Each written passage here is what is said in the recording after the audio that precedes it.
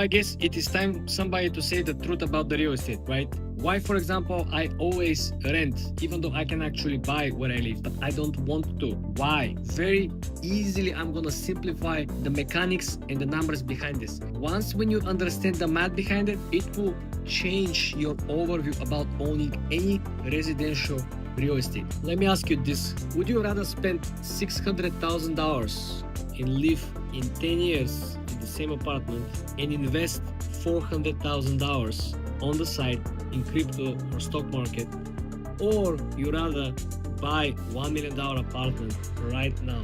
It's a very interesting question, which I believe a lot of people, the smarter ones, will spend a lot of time analyzing, trying to debate in their own mind which decision will be better for them. Some people will think that investment opportunity is risky. Anything that is not a tangible asset like the real estate you cannot feel, touch, it's unusually and it's possible to actually underperform, and it's possible to lose the money. I want you to think about this. Run the numbers for yourself. 10 years, $60,000 per year, which is $5,000 a month. You're renting it, you live 10 years in this very nice apartment.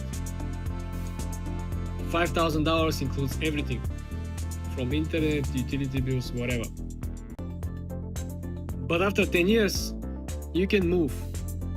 You spend $600,000 to live in this apartment, but you invest the remaining $400K. You invest the $400K and you wait these 10 years, and this $400,000, hopefully, the compounding year over year. And the numbers. Even if you run the simple equation with S&P 500, 7 to 10%, this year is around, the last year was around 16% on year over year, right? So you need to understand that compounding, even modest expectations, will still beat the appreciation of the apartment if you buy it today at $1 million. And a lot of people might say in the comments, well, it's not everything investment, this is my main residence, right? I would, be comfortable spending this money and probably losing more on the depreciation on the asset, on the stagnation of the market, on furnishing, holding cost, missed opportunity cost, not investing. A lot will be okay with this.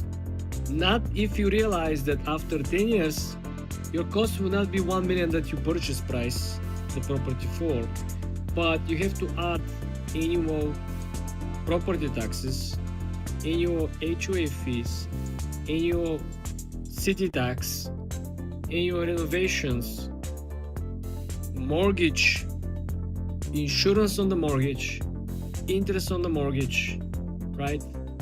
You need to adjust all these expenses for the same duration of 10 years. You maybe end up holding $1.8, $1.9 million out of pocket, but the property still is valued at $1 million. In 10 years, it could be a small, modest appreciation, probably, if you're lucky, $150,000, $200,000, which if you sell it for, it still will be eaten out by the broker who is selling the apartment for you on your behalf. So this is why I want you to learn the simple math. Stop listening to the voices.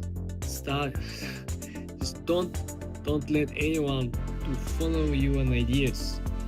Don't get me wrong, sometimes there are deals that are no-brainer. If you do not have an HOA fee, if you buy a real estate which an actual land underneath worth more than actual construction, if you can buy the property in state where there is a very little property tax, if you actually buy property in area which every single year has seen a substantial increase, this is also very interesting aspect to look into. Remember, when you look at real estate, being residential, commercial, you need to understand the cost associated with. You have holding cost, how much it costs you to own it, to maintain it. And then you have to look at the maintenance, then you have to look at the opportunity cost, which is what else I could have done with this money versus putting them or locking them up with the actual property. And like I said, when you own it, on the way in, you pay a lot of money through the process, broker, dealers, middlemen, paperwork, etc. Right? On the way out, you still pay a lot of money. You pay the broker fees, closing costs sometimes depending on the state, paperwork, deeds, transfers, lawyers, notary, right? All these things, you're always charged.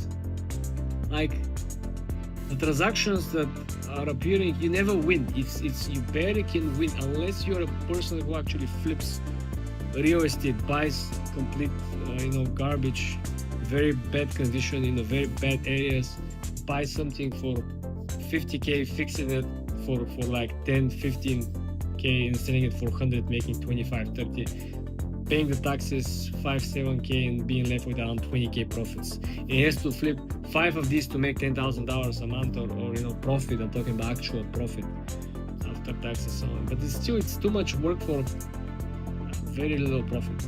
This is why I'm leaving you with the idea that you can always do the simple math, something that everyone knows. You just do the segregation study. You understand all the different places where you have to spend money to keep the property, to acquire the property, to sell the property. And then when you draw the line, you could see, okay, this is the best case scenario and this is the worst case scenario. Best case, how much this property could appreciate in 10 years. And then it's easy. You can go on Zillow and find apartments or houses in your area. And Zillow has small chart, small graph. It shows you this house was listed for $150,000 more in 2008. Then after the 08 online financial crisis, the house was listed for $300,000 less. Then you can look how many years after that on the market, the house didn't see any appreciation. It was completely flat price-wise. Not to mention a lot of people who bought right before the bubble bursts, they're still in red. Imagine you bought house 20 years ago and you're still on loss, you still overpaid. First of all, I want you to understand that every ownership of real estate is connected with major variable and fixed costs, okay? First of all, let's focus on the biggest expense that is usually fixed. You have HOA fees every single month and you have property taxes. On top of that, you got one-time big lump sum down payment. You have closing costs, you have sales tax, you have to pay the fee for the broker, then you have furnishing, then you have, usually if you live in the big city, you have another city tax which is on top of that, and other cities have also luxury real estate tax which is for properties above certain threshold.